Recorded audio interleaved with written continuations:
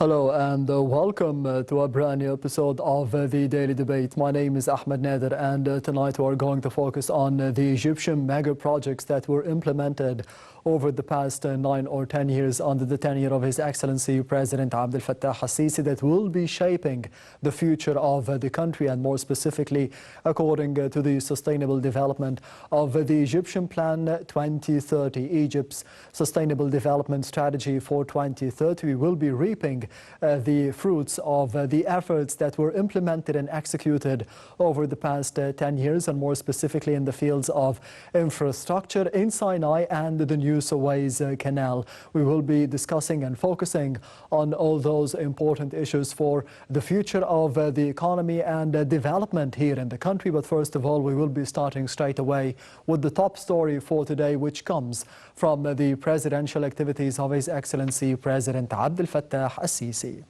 President al-Sisi held talks with the head of the Libyan Presidential Council, Mohamed al-Manfi, at Ittihadiyya Palace on Thursday. During the meeting, President al-Sisi expressed the Egyptian keenness to support the Libyan institutions in the presidential and the parliamentarian elections in a way which realizes the Libyan people's interests. Moreover, President al-Sisi and the head of the Libyan Presidential Council stressed the significance of foreign troops' exit from Libya. Al-Manfi expressed his appreciation for the Egyptian support to Libya at all levels. He further hailed the Egyptian fundamental comprehensive reconciliation efforts to unite the Libyan institutions. The meeting tackled the ongoing efforts aimed at consolidating the unity and security of Libya and strengthening the capabilities of its institutions.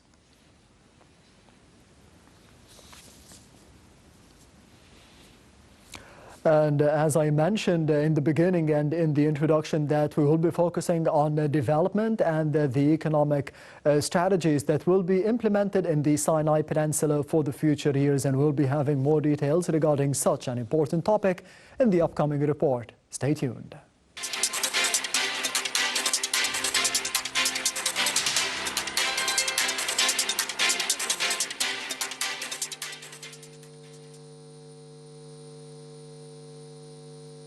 The new republic implements comprehensive national plan to change life in Sinai, the land of turquoise. Development boosts hope and prosperity in Sinai and canal cities. More than 700 billion Egyptian pounds of investments were and are being implemented to develop the Sinai Peninsula in 8 years. Development of investment and industrial infrastructure to attract and encourage investors in Sinai and canal cities. The Egyptian state has set the Sinai Peninsula on the path of real development since its launch. It has launched a comprehensive plan for the development of the turquoise land. It has launched major and unprecedented national projects covering various sectors, linking the Eastern Egypt portal to the Delta by making the canal cities a natural extension of the Nile Valley, and overcoming all obstacles in order to attract investment opportunities. In addition to the interest in service sectors such as education, health, and agriculture, as well as the focus on providing all forms of support and social protection to Sinai people. Such contributed to a paradigm shift that changed the face of life in Sinai and transforming it into a promising attraction and an environment conducive to investment and reconstruction in a state of security and stability, which has also led international institutions to commend Sinai's continued development efforts at various levels. The state has implemented tremendous efforts to develop investment and industrial infrastructure to attract and encourage investors in Sinai and canal cities, where total public investments for Sinai and canal cities reached 45.1 billion Egyptian pounds in 2021-2022, compared to 6.2 billion Egyptian pounds in 2013-2014, with an increase of 627.4%. Concerning agricultural development in Sinai and the canal cities, the most prominent agricultural projects included Sinai Development Project, where the total area is 1.1 million faddans, of which 239,000 faddans were cultivated until the end of March 2022. A total of 18 agricultural clusters were established with a total of 2,122 beneficiaries. 3 centers were inaugurated to serve investors at a cost of 206.4 million Egyptian pounds, in addition to more than 8,800 companies, as well as the launching of 8 industrial projects and zones within the industrial investment map, as well as Sinai and the canal cities have 275 investment opportunities on the investment map.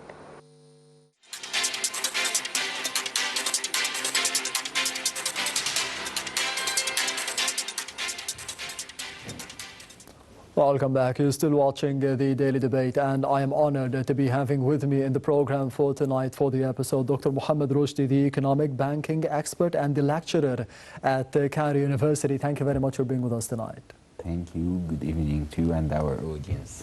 At a time. First of all, Doctor, of course, we have heard the term of the New Republic for several months and years. In your opinion, what is the definition of the New Republic in terms of the economy and the mega projects that we have seen that will be impacting the future of Egypt and the Egyptians? First of all, I would like to start with the famous quote for one of his famous strategic planning science, which is Henry Mintzberg. Yes. He said that it is easy to plan, but it is difficult to implement. Actually, I would like to highlight this, and this will be my start point. It was a great challenge to have, to implement our ambitious plan concerning the economic reform, concerning the infrastructure, the mega projects. Actually, we played on a lot of tracks at the same time. We started with the infrastructure, and this was quite crucial, in my humble opinion, for any country. If you would like to have a great opportunity for the economic reform and bringing FDI, foreign direct investments, you have to start with the infrastructure. Yes. This is quite crucial to encourage the investors to bring their money and to have ROI. What's ROI? Return on investments. A huge return on investment. In addition to the political part, if you don't have a stable political environment, as you know, and our audience, the owner for the money or the capital will be quite afraid from what's going on if the country is not stable. For that reason, we started with political stability, and Egypt, we can say it loudly, returning back to play its historical role in the Middle East, Africa, and globally. It's returned back, and we have achieved a lot of gains, actually, concerning getting a seat on the UN, on the economic part. We joined the BRICS starting 2024, and we joined the conference for the Great 20 countries, and those are positive signals to the global economy, to the globe, that we are on the right track. Accordingly, New Republic, to have a great and strong, we started with a lot of things. One of the most important and the crucial things, if you would like to build the country, you have to start with the most valuable thing, which is the most valuable asset, which is the human being. Honestly, the presidential leadership and the government is taking care of this. We started with education and health. Almost you can see easily that there is a great projects concerning the educations, opening new universities, focusing on the technical education. Yes. Nowadays, and you can see easily that a lot of countries are requesting to have manpower, especially on Europe, from Middle East and Egyptian and Egypt actually, but what we are focusing on to have skilled labor. And as you know, and our audience, there's a gap between the pragmatic and dogmatic side. For that reason, the President Abdel Fattah al-Sisi asked a lot of the government and the private sector to have initiative to decrease this gap through linking the pragmatic and dogmatic side together and providing the new generation the required skills for the market in addition to the academic part.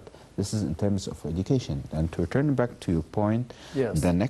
The second point, which is the health part, you can see easily that the health budget is increased rapidly, and we have an ambitious plan for NHS, National Health System, actually, and those are the main pillars, in my humble opinion, to build the new republic or any country. Yes, Doctor, you mentioned one important point, which is the economic stability is related and is definitely being impacted by the political stability that we lacked between 2011 and till 2014, until the election of President Abdel Fattah al-Sisi. And recently, at the end of 2023, we have witnessed the re-election of President Abdel Fattah al-Sisi for a new 6-year term. How can this be important for the political stability for the future of the country, and more specifically to the economy of Egypt? Actually, you hit a nerve concerning the political stability. I believe that one of the most important things to have a stable country in terms of the politics side, the political environment. If, as you know, and our audience, part of the visibility study for any investor is to study the political part, the marketing side, the legal, the regulation in general, in addition to the to calculate the return on investments and the payback period. The payback period, in a nutshell, for our audience to return back his investments and to have a little bit margin of profit. Yes. And this is one of the most important things. If you don't have a stable country in terms of politics, in terms of economics, and you don't have great regulation that incentivize, not just motivate, incentivize investors to come and invest, this will not any plan you will do it will not fly, to be honest with you and our audience. For that reason, it was quite crucial, in my humble opinion, to have a solid plan to go for the next step in terms of the political side and infrastructure, in addition to have incentive and the manpower. Those the main pillar which will be the cornerstone to any country to overcome what's going on nowadays in terms of the global inflation wave, in terms of the Ukrainian-Russian war, the Palestinian-Israeli war, a lot of global instability on a lot of countries. Egypt, we can see easily that Egypt has a stable political environment, and this is a quite positive message for any investor to come and invest his money in our country, actually. And you can see this easily on one of the most important reports, which is the competitiveness report. To simplify or to elaborate more to our audience, the competitiveness report is one of the most important reports that any investor would like to come to invest his money in any country. Simply to mitigate the risk, he should read this report. And you can see easily that Egypt jumped a lot of ranks in terms of this. This is how it's happened. It's not like we have a magic stick. No, we have a vision. We have long, medium, short-term vision. It's not short-term vision. It's what they are calling it quick wins. Quick wins, simply things that we can do it to accelerate things to happen, to achieve our ambitious plan concerning doubling our exports, which in the latest plan for the country 2024 to till 2030, to which Yes. as far as I recall 145 billion, something like that, dollars. This is one of the most important things, and it will positively reflect on increasing the opportunity for the new generation to join the labor market easily, decreasing the unemployment rate, enhancing the GDP structure and GDP growth. You can see easily that one of the most important things, the GDP, that all countries, all developed countries are focusing on GDP. Yes. As you know, and our audience. This is crucial. And one of the most trendy and important things is to focus on the technology part. As you know, and our audience, the GDP structure consists of three main parts: the agriculture, industrial, and the last one, which is the service part. And if you would like to go fastly or in a rapid way, you have to focus on the service part. Why the service part? Which is the most or the highest added value part. And in terms of this part, if you would like, the most important thing, which is the technology part. And you can see easily nowadays the new generation and a lot of people, we are nowadays a technology savvy. We couldn't use our mobiles, our things that depend on technology. This is programming, a lot of things. Those contribute with a lot of portion in the global trade.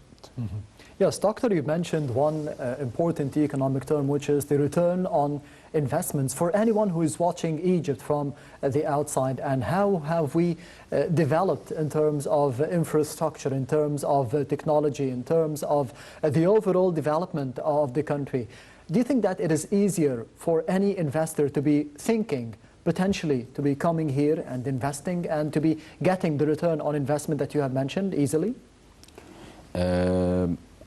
As I told you and our audience previously, one of the most important things that our country and the presidential leadership, we have a long-term vision in addition to quick wins. Now you can see one of the most important things that the new mega projects, like one on the new administrative capital, a new Suez Canal. We have a great thing, the return on investment for the country, not only for the investor, was quite great. The new infrastructure, the housing or the real estate part, in addition to the technology part. In terms of renewable energy investments, you can see a lot of things for counting on or capitalizing on solar energy. As you know, and our audience, Egypt is quite rich with the renewable energy, like solar energy. We can do a lot of things. You can build, my humble opinion, a lot of plants based on the solar energy. This is one of the most important things. If those are consolidated easily, in addition to offered for the investor, in addition to we have a demand and our strategic location, the geographic location for Egypt, which is in the middle of, we can say it on not only the Middle East, the middle of the world, you can see it easily. Those things, if combined together, will have a great high added value for the investor to come Egypt. In other side, you can see that the presidential leadership and the government has a strategic vision in terms of facilitating to establish a company. You can see easily the golden license for a lot of companies. You can it's also to turn it into digitalized process. This is one of the most important things, that we are coping with the global trend and a lot of developed countries easily. You can see that. That's one of the most important things we can realize physically. And those things combined together will have a great high added value in terms of ROI to our investors. Yes, and you mentioned as well that it is easier to plan and it is harder to implement. But under the tenure of President Assisi, we have seen a reversal of this statement, because we have seen all the statements and all the directives made by President Assisi is to be implementing faster. Something that would take 6 years or 6 months, we need it in 3 years or 3 months. So how do you think this has impacted the revival of the economy, that we need everything and we need it fast for the revival of the economy?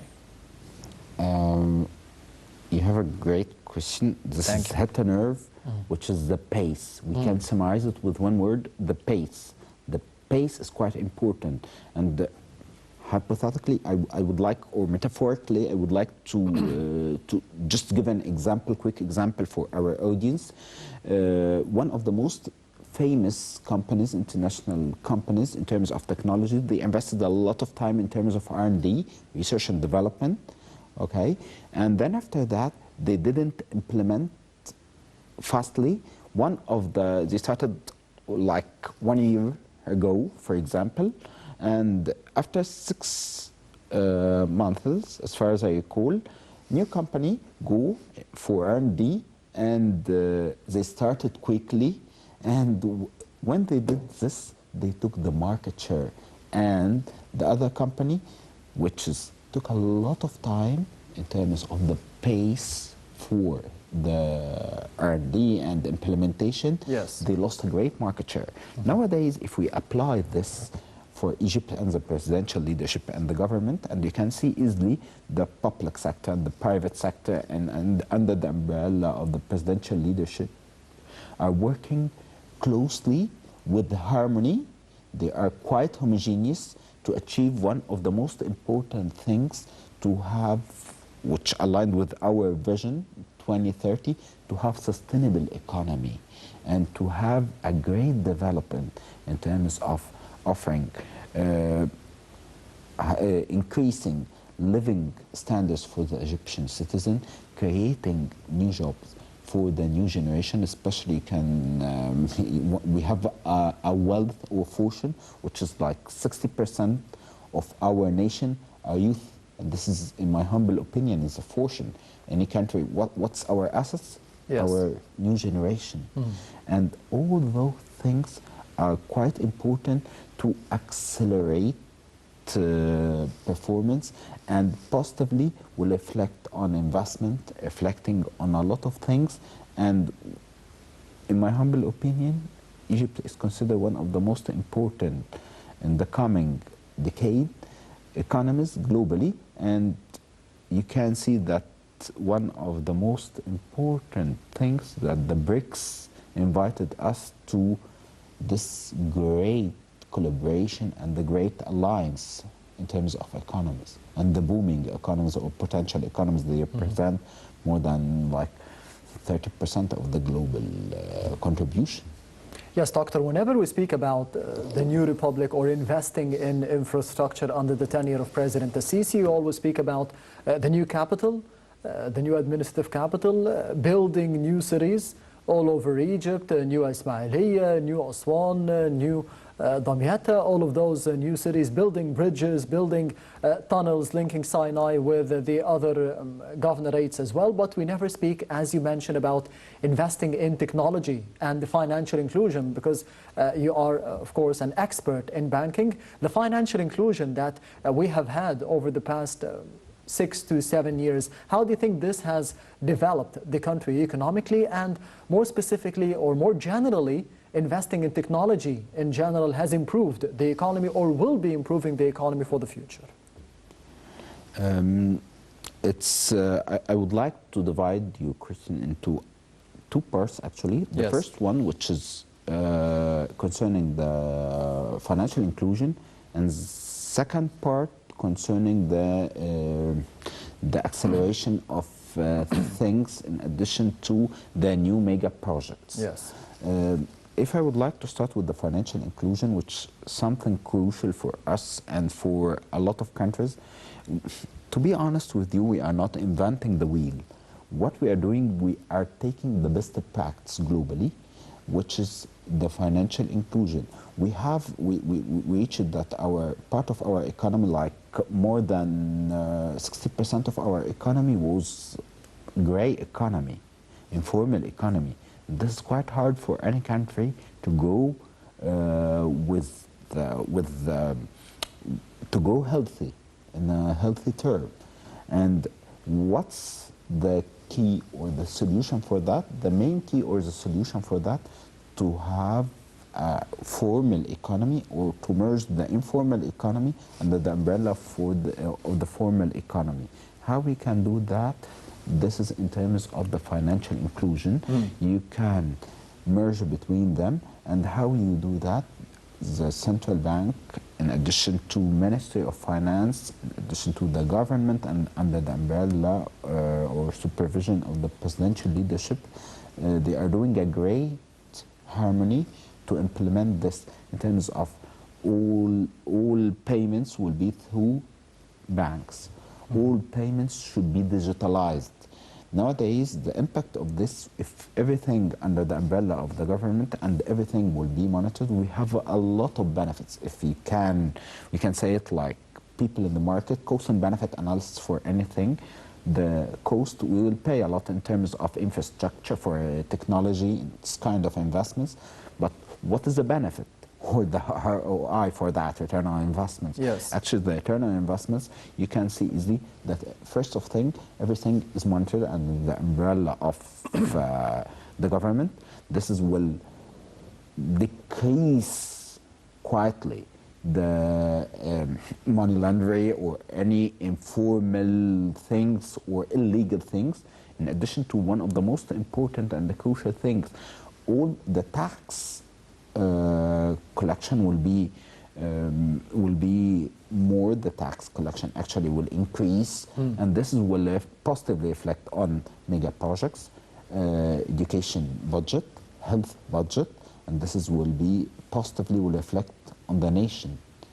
This is one for the part of the financial inclusion, and this will help us to grow rapidly and to achieve part of our strategic vision concerning 2030 vision, which is to have sustainable economy and to ensure that if there is any subsidy, because the presidential leadership, we are one of the rare countries that the presidential leadership is focusing on low-income people. Yes. But nowadays you have to best utilize resources. This is one of the economy theories, to best utilize the resources.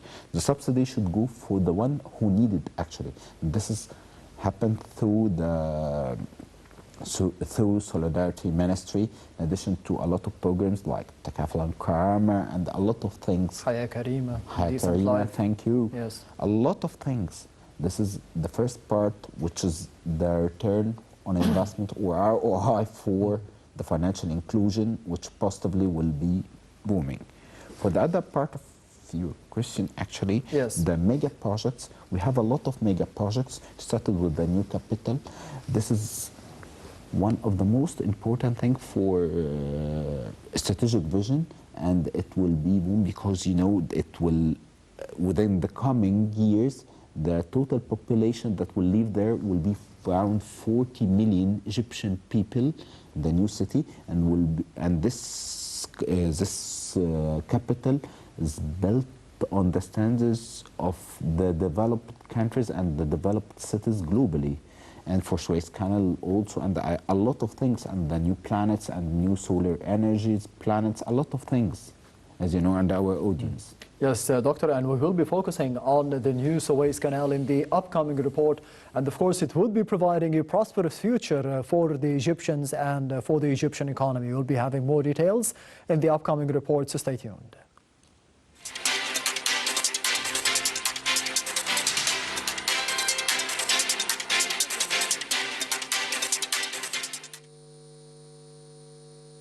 The new Suez Canal is another mega project of the new republic of total length of 72 kilometers, 24 meter deep, while the direct transit time of ships is 10 to 11 hours non-stop. instead of the previous 18 hours, and the capacity of the canal reaches 97 vessels per day, compared to about 77 vessels per day before the opening of the new canal. The Suez Canal Economic Zone, with a total area of 460.6 square kilometers, comprises 250 industrial and service establishments in various fields. The total cost of infrastructure and investments within the region amounts to about $18 billion, while projects implemented in the area provided 100,000 direct jobs.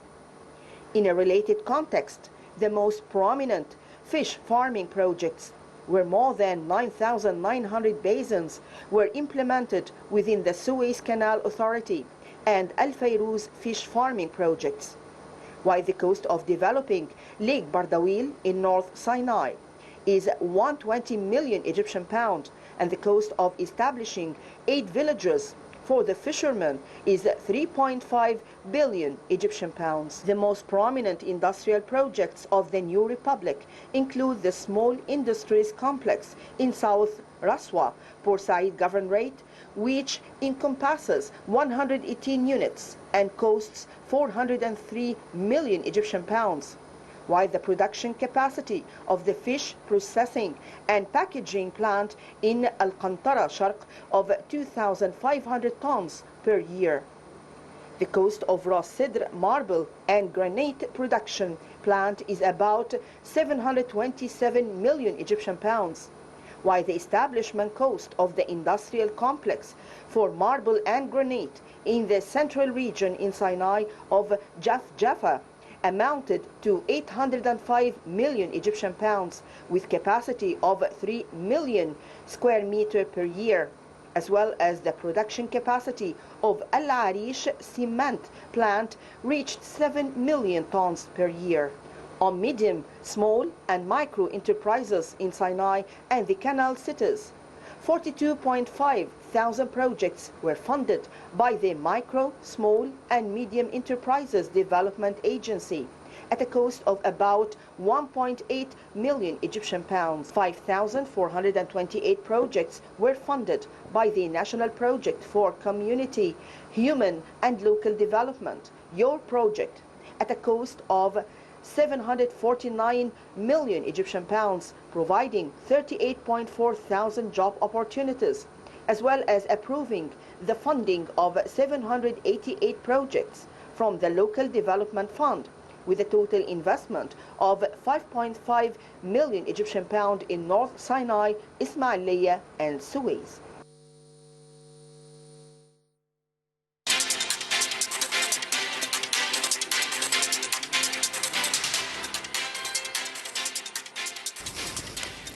Welcome back. You're still watching the Daily Debate, and I'm honored to be having with me in the program for tonight Dr. Mohamed Roshdy, the economic and banking expert and the lecturer at Cairo University. Thank you very much once again for being with us tonight. Thank you. Doctor, of course, we have seen in the past report more details on the new Suez Canal and how it can be benefiting the Egyptian economy for the future. And at the beginning of the episode as well, we have seen more details regarding the development of Sinai, because those two reports and those bunches of information, they are related. The new Suez Canal with the development of North Sinai and the South Sinai. How do you see the whole process over the past 5 or 6 years going? I would like to start with, I just took notes from the fruitful or insightful report that you showed to us and our audience. Actually, New Suez Canal, one of the most important things that it helped to boost the hard currency earning for the Egyptian national income, in addition to increasing or double the Suez Canal to 50%, in addition to attract more ships to use the Suez Canal, and the canal classification as in one of the important maritime route. And this strategic thing will help us to increase the number of ships, and in addition to number of daily basis boats that expected, or the growth of the world trade, which positively will affect our economy and would help us to get more foreign currency, to increase our reserve, and to have edge to do a lot of mega projects that will help to finance this. And the new Suez Canal, one of the most important things. If we turn it back historical, Suez Canal actually, our fathers, our yes, ancestors, yes, they built this to us actually, and nowadays we are being the fruits for that, and we are trying to count or capitalize on what our ancestors did to just give it to our children, to increase it and to let them, I can say, to have an asset, great asset, to attract more of foreign currency, and it will be one of the most vital or crucial things, especially, as you know, and our audience, our strategic location yes, is helping us to do that. This is one of the most important thing, and there's a great correlation between new Suez Canal and the investments in Sinai, actually. And as you know, and our audience, Sinai is one of the most important soil, actually, due to its strategic location. History, it's between Africa and Asia, actually, and it's linked both of them. And we did a lot of things to keep it to our children, and it was one of the most strategic places, and it has a lot of fortune. And nowadays you can see there's investments in terms of the agriculture part, and the government and presidential leadership is giving a great view or a great care for this peninsula. In addition to the new planets, they are trying to link between Cairo and Sinai and decrease this through doing a lot of new roads, in addition to new transportation to decrease the time and to be linked. This is in addition, it's considered one of the most strategic places. It's considered security-wise, it's one of our borders. And the government and presidential leadership is giving a great focus on this part. And they are trying to let a lot of citizens in Sinai to enter a lot of government and taking a lot of position to be linked to the great Egypt, yes, and to empower a lot of things. And they focusing on a nice thing, which is small and medium. They are helping them to finance small and medium projects for them to have a high added value, especially they have their identity and they have their added value. And New Suez Canal, Sinai, there's a great correlation to focus and invest on them, because they are, we can say they are doors to the globe. yes, In terms of Asia, in terms of international Europe, and a lot of international countries, and they will be, in my humble opinion, one of the most important business hub in coming decades. yes. Hopefully, Dr. Mohamed Roshdy, the economic and the banking expert and the lecturer at Cairo University. Thank you very much for being with us tonight on the Daily Debate. Thank you. Anytime. And this brings us to the end of the Daily Debate for today. Thank you for watching, and goodbye.